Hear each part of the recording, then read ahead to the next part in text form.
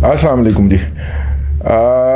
एक तहरीर छपी एक वेबसाइट के ऊपर, और वेबसाइट जो थी वो उन्हीं की थी जो जिन्होंने पाँचवीं पुश्त की दोगली अबलागी जंग के नाम के ऊपर सूडो जाली घटिया बेबुनियाद वेबसाइट्स जो हैं वो लॉन्च कर रखी हैं, और उन के ऊपर अजीबो गरीब किस्म का वो जो है वो फिक्री बोंगियाँ मारते पाए जाते हैं। और नतीजा उसका ये है कि एक बौज़नों की, एक छोटे जहनों की एक पूरी नस्ल तैयार कर ली है। नहीं भी की तो बेरोज़गारों का इतना बड़ा फ्लड है जो उनके कहने के ऊपर गालियां बकने को दस्तयाब होते हैं। उस तरह की एक साहब की छपी, मैं उनका नाम नहीं लेना चाह रहा, बवजू अगर आ जाए तो माफ़ कर दीजिएगा, मैं नाम लूँगा नहीं, लेकिन आप पहचान लेंगे।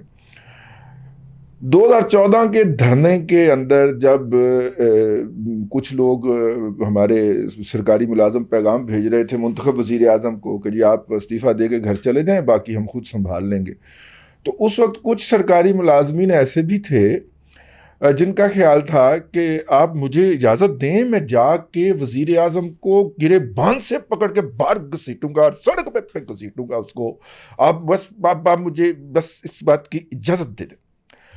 और चूंकि इस तरह के फड़बाज जो होते हैं, जो कि लाफजन होते हैं, इनकी अगर स्ट्रेटजिक तस्वीराती गलतियां हों तो वो तो मिट्टी के नीचे नीचे दब जाती हैं ना, और जो उन पे सवाल उठाए वो गद्दार होता है, और वो रियासत का गद्दार होता है, उसको पकड़ लेना चाहिए, उसको गायब करके इंटर्नमेंट सेंटर जो क्या है जी वो उनके अंदर बंद कर देना चाहिए, और कहना चाहिए नहीं छोड़ते, तुम्हारी जुर्रत तुम ये कहो, ठीक है।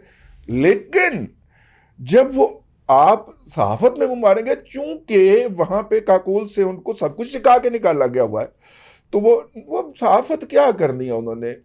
ये जो इन्होंने पांचवी पुश्त के नाम के ऊपर 18 हज़ार के ऊपर बच्चे रखे हुए हैं, उनको असाइनमेंट दे देते हैं, वो कॉपी पेस्ट करके विकी लीक से, और वो क्या है जी वो जो है, हाँ, वहाँ से कॉपी पेस्ट करके एक लंबा सारा आर्टिकल भिजवा देते हैं। जब हम एक दो अखबारात में एडिटर थे तो इस तरह के आर्टिकल भिजवाए जाते थे, तो हमारा साहब एडिटर आगे कहता था कि सर बता दें ये साहब कहना क्या चाह रहे हैं, ठीक है ना, वहाँ पे अंग्रेजी है ना, ग्रामर है ना, कुछ है, लेकिन सर ये किसी 8वीं जमात के बच्चे का लिखा हुआ लग रहा है, तो कुछ हमारे ऊपर रहम कर दें। तो वो जनाब को काट छांट करके वो अखबार के सफ़े के अंदर पूरा कर लिया जाता था। लेकिन अब वो चूंकि सोशल मीडिया आने से, इलेक्ट्रॉनिक मीडिया आने से, वेबसाइट आने से, वहाँ पे तो लिमिट ही नहीं है, जितना मर्जी बड़ा छाप दें। तो मासूफ इस बैकग्राउंड के साथ अब उन्हें सूझा है कि सदारती इंतखाब जो है, वो सदारती निज़ाम जो है, वो इस मुल्क का सबसे बड़ा निजात की राह है और फलाह का रास्ता है, इसलिए उसको अडॉप्ट किया जाए। और सदारती निज़ाम के अंदर जो हो डिसीजन मेकिंग जो है वो 6 अफराद के ऊपर मुश्तमिल हो, जिनके अंदर से 5 सरकारी मुलाजम हों, अदलिया के, कुछ फौज के, और एक जो मुंतखब हो ना अवाम के वोटों से, वो घटिया शख्स भी वहाँ पे बैठा हो। यानी 6 लोग जो हैं उनके अंदर जो डिसीजन मेकिंग है उसमें 16% का हिस्सा जो हो वो उस मुंतखब घटिया आदमी का हो। बाकी हम तय करें कि क्या करना है या क्या नहीं करना, पहले भी आप ही तय कर रहे हैं सर। इस तरह के लोग जो होते हैं ना, वो कौन लोग होते हैं? ये वो लोग होते हैं जो अपने कैरियर में इंतहाई, अल जज़ीरा को इंटरव्यू देने के बावजूद भी इंतहाई नाकाम लोग साबित होते हैं। ये वो लोग हैं जो 95% एरिया कवर करवाने का दावा करते हैं, और 6 महीने बाद फिर वहाँ पे पता चलता है कि वही कुछ हो रहा है जो 6 महीने बाद पहले हो रहा था, ठीक है। तो मौसूफ भी उसी नस्ल से ताल्लुक़ रखते हैं, उसी मखलूक से ताल्लुक़ रखते हैं। अब हुआ क्या, बाकी तो अपने मन की मुरादें पा गए, 5 लाख जमा 2 गाड़ियां, रिटायरमेंट के बाद वाली नौकरी, भले किसी सरकारी इदारे के ऊपर या नहीं मिलती तो मलक रियाज के पास।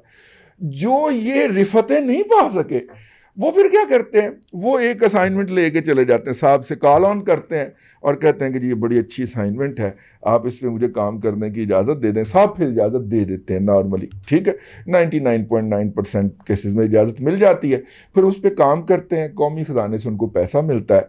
और कोई एक चीज़ है, मुझे इस बात का यूँ पता है कि इस तरह के 2 रिटायर्ड साहिबान एक महफिल में मैं ऐसे करके बैठा हुआ था, کیونکہ میں اس طرح کی محفل میں ہمیشہ ایسے کر کے بیٹھتا ہوں.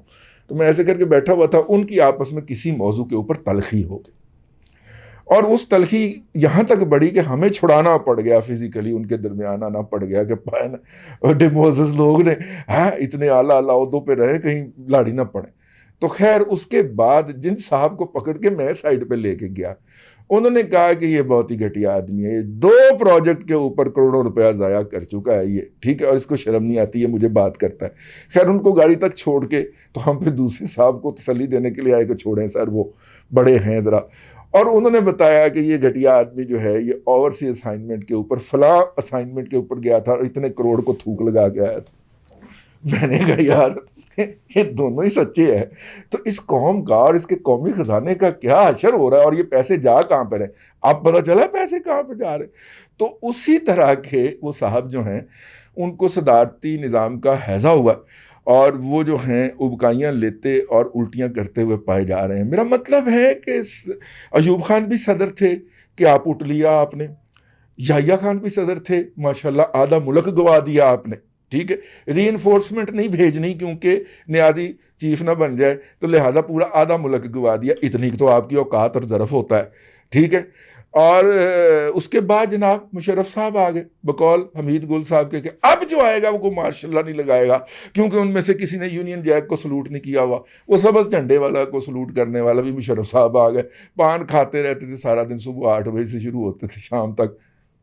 پان جو تماشبین ہے وہ کب کھاتا ہے یہ آپ کو پتہ ہے, تو بتانے کی ضرورت نہیں ہے. اس کے بعد جناب اللہ آپ کا بھلا کرے, ان کے بعد پھر میرا مطلب ہے کہ ضیاء الحق تو میں بچوں گول ہی کہا رہی, وہ اسلام کا تڑکا لگانے آ گئے. تو خیر یہ سارے صدر تھے جی, موصوف ان کی خدمت میں عرض ہے, جو کہ اپنی ناکام خواہشوں کے ساتھ اس قوم پہ حملہ آور ہونے کی کوشش کر رہے ہیں. حضور یہ چاروں صدر تھے, تو بتائیے انہوں نے کیا اکھاڑ لیا؟ وہ صدارتی نظام ہی تھا نا اس وقت, ٹھیک ہے, انہوں نے کیا اکھاڑ لیا؟ میرا مطلب ہے کہ جو اب آپ کے بقول صدارتی نظام آ کے اکھاڑ لے گا.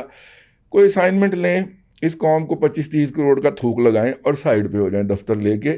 یہ چورن ہر دفعہ بیچنے آتے ہیں, تو مجھے وہ لطیفہ یاد آ جاتا ہے ہمیشہ. پھر وہ سردار جی تھے نا, تو وہ جاتے تھے ایک دکان کے اوپر, جاتے ہیں ان کے کہتے ہیں کہ اے الماری کنے دی ہے, وہ کہتے ہیں سردار جی نہیں بیچنی, جاؤ. اگلے دن سردار جی جو ہیں وہ بھیس بدل کے جاتے ہیں, تو وہ پھر کہتے ہیں سردار جی آپ کو پہلے بھی کہا تھا کہ یہ الماری نہیں بیچنی, ٹھیک ہے. تو تیسرے دن وہ برقع پہن کے چلے جاتے شٹل کا. وہ جا کے جب پوچھتے ہیں کہ الماری کنے دی ہے, دکاندار کہتا سردارہ تو پھر آگے. سردار جی برقع اتار کے زمین پہ مارتے ہیں اور کہتے ہیں کہ یار پہلے تو مجھے یہ بتا کہ تو مجھے پہچان کیسے لیتا ہے. تو وہ کہتے ہیں, وہ دکاندار کہتا ہے سردار جی الماری نہیں فریج ہے, ٹھیک ہے, یہ الماری نہیں ہے فریج ہے, ٹھیک. تو یہ جو ہے نا موصوف, ان کی خدمت میں بھی عرض کرنا ہے کہ یہ صدارتی نظام نہیں ہے, یہ آپ اپنی نوکری کے لیے اپلیکیشن دے رہے ہیں, تو نوکری دیجئے. جہاں سے پہلے 250 نے اس قوم کو تھوک لگا رکھا, آپ بھی لگا لیجئے, بھلے ریٹائرمنٹ کے بعد ہی لگا لیجئے. تو میرا مطلب یہ ہے کہ اس طرح کی ذہنی فکری اور انتشار کا اظہار نہ کریں جس کے الفاظ کے اندر آپ کی کوئی کوشش بھی شامل نہیں ہے. کسی بچے کو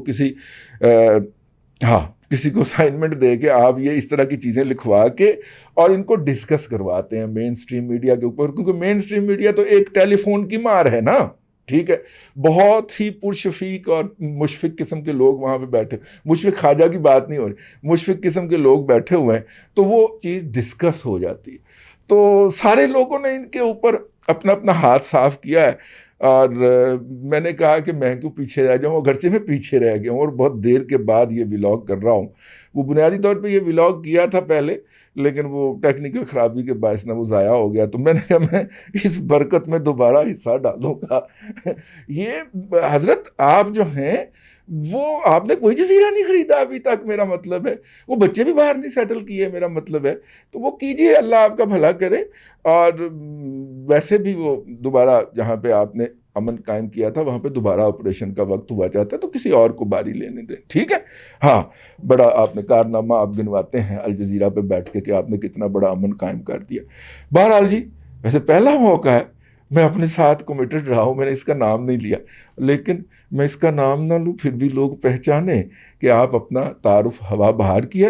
اس طرح کی بہت سی چیزیں آئیں گی ابھی مارکیٹ کے اندر، وہ بھی آئے ہوئے ہیں، وہ جو رحمت للعالمین وہ کیا ہے جی بنی ہے کوئی، میں یہاں پہ دیکھ رہا تھا ابھی، وہ ہاں رحمت للعالمین ایک وہ بنی ہے، اس کی جناب نیشنل رحمت للعالمین کوئی چیئر بنی ہے یا کوئی اتھارٹی بنی، ہاں اتھارٹی بنی ہے، اس کا ایک نمونہ صاحب ہم نے امپورٹ کیے ہیں، چیئر پرسن صاحب، ٹھیک ہے، اور ان کی خیالات عالیہ بھی اس وقت سوشل میڈیا کے اوپر ڈسکس ہو رہے ہیں کہ محسوف کتنے ایک دولے شاہ کے چوہے واقع ہوئے ہیں۔ میں یہ تو نہیں کہتا کہ نظر بھی ویسے ہی آتے ہیں، لیکن ان کے خیالات عالیہ سن کے نا کوئی کسر باقی نہیں رہ گئی۔ اس کے اوپر پھر بات کریں گے اگلے ولاگ کے اندر۔ فی الحال آپ اتنی کی ڈوز جو ہے اس کو ہضم کیجئے۔ اللہ آپ کو آسانیاں عطا کرے اور آسانیاں خلق خدا میں تقسیم کرنے کی توفیق عطا کرے۔